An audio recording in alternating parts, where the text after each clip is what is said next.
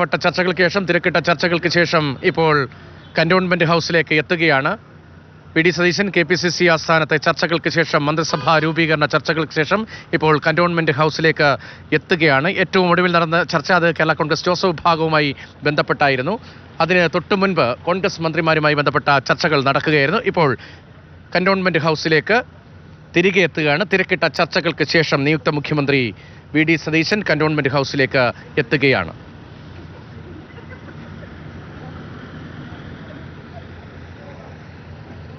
ഏറ്റവും സുപ്രധാനമായ ചർച്ചകളാണ് ഈ മണിക്കൂറിൽ നടക്കുന്നത്. മന്ത്രിസഭാ രൂപീകരണവുമായി ബന്ധപ്പെട്ട് ഈ ടെലിഫോണിലൂടെയും അല്ലാതെയും ഏറ്റവും സുപ്രധാനമായ ചർച്ചകൾ നടക്കുകയാണ്.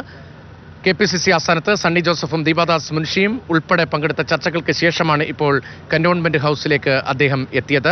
കോൺഗ്രസ് മന്ത്രിമാരുടെ കാര്യത്തിൽ അന്തിമ പട്ടികയായി എന്നതാണ് പുറത്തുവരുന്ന സൂചനകൾ. അതേസമയം തന്നെ IC ബാലകൃഷ്ണന്റെ പേര് കൂടി ഉൾപ്പെടുത്താൻ ഒരു സമ്മർദ്ദമുണ്ട് രമേശ് ചെന്നിത്തല ക്യാമ്പിൽ നിന്ന് എന്നതടക്കമുള്ള വിവരങ്ങൾ കൂടി വരുന്നുണ്ട്. ഏതെങ്കിലും തരത്തിലുള്ള മാറ്റം ഇനി ഏതെങ്കിലും മിനുക്കുപണികൾ ഉണ്ടാകുമോ എന്നാണ് പ്രധാനപ്പെട്ട ചോദ്യം.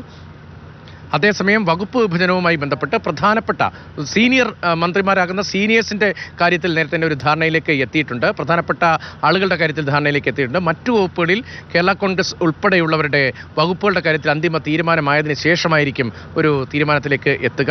ഇന്ന് വൈകിട്ട് ഗവർണറെ കണ്ട് മന്ത്രിസഭയിൽ ആരെല്ലാം അംഗങ്ങൾ നാളെ സത്യപ്രതിജ്ഞ ചെയ്ത് മന്ത്രിമാരാകുന്നത് ആരെല്ലാം എന്ന പട്ടിക ഗവർണർക്ക് കൈമാറേണ്ടതുണ്ട്. ലോക് ഭവനിൽ എത്തി നിയുക്ത മുഖ്യമന്ത്രി വി.ഡി. സതീശൻ. ആ സാഹചര്യത്തിൽ ഇപ്പോൾ കോൺഗ്രസിന്റെ പട്ടിക ഏറെക്കുറെ അന്തിമമായിട്ടുണ്ട് എന്നത് നമ്മൾ മനസ്സിലാക്കുകയാണ്. അതേസമയം കേരള കോൺഗ്രസ് ജോസഫ് വിഭാഗവുമായി ബന്ധപ്പെട്ടാണ് പ്രധാനപ്പെട്ട പ്രതികരണം നമ്മൾ പ്രതീക്ഷിക്കുന്നത്. ആ ക്യാമ്പിൽ നിന്നാണ് പ്രധാനപ്പെട്ട ഒരു വിവരം നമ്മൾ പ്രതീക്ഷിക്കുന്നത്.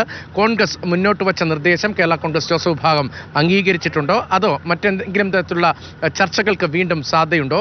മാണി സി കാപ്പന്റെ കാര്യത്തിൽ ഏറെക്കുറെ കോൺഗ്രസ് എടുക്കുന്ന തീരുമാനത്തിന് ഒപ്പം നിൽക്കുക എന്നതായിരിക്കും അദ്ദേഹത്തെ സംബന്ധിച്ച് ഒരു രാഷ്ട്രീയ സമ്മർദ്ദം എന്നതിനപ്പുറത്തേക്ക് പോകാനുള്ള സാഹചര്യം കുറവാണ്. അതുകൊണ്ട് തന്നെ കേരള കോൺഗ്രസ് ജോസഫിന്റെ കാര്യത്തിലാണ് ഇനി ആ വിഭാഗത്തിന്റെ കാര്യത്തിലാണ് ആ പ്രശ്നം പരിഹരിക്കപ്പെടൽ ഉണ്ടാകേണ്ടത്. അത്തരം മന്ത്രിസഭാ രൂപീകരണ ചർച്ചകൾ അതിന്റെ അവസാന ഘട്ടത്തിലേക്ക് എത്തിയിരിക്കുന്നു. KPCC ആസ്ഥാനത്തെ തിരക്കിട്ട ചർച്ചകൾക്ക് ശേഷമാണ് ഇപ്പോൾ വി.ഡി. സതീശൻ നിയുക്ത മുഖ്യമന്ത്രി കന്റോൺമെന്റ് ഹൗസിലേക്ക് മടങ്ങിയെത്തിയിരിക്കുന്നത്.